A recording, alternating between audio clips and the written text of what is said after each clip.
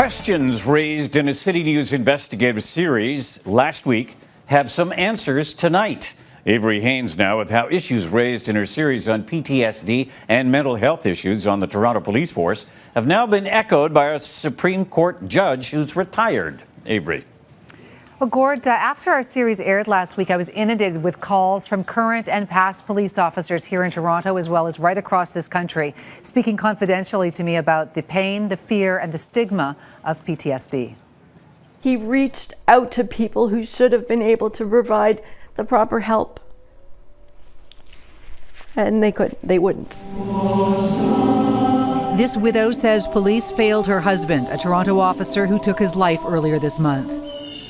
And this whistleblower says PTSD is a four-letter word to many higher-ups on the force. Police officers are killing themselves because of silence. No one is willing to say, hey, we're not doing a good enough of a job. A CityNews exclusive investigation raised some serious issues about the way PTSD is dealt with on the Toronto Police Service. Concerns that have now been echoed by this man, a former Supreme Court judge who included the mental health of police officers in today's expansive report. It's an important issue. Do you think it's an issue that the Toronto Police Service has taken seriously? Well, I think they have started that path. My report says they should put more effort into that area. There are 7 recommendations, including some that may have protected an officer like Richard Bucky Rogers from suicide and Simon Fraser from early retirement.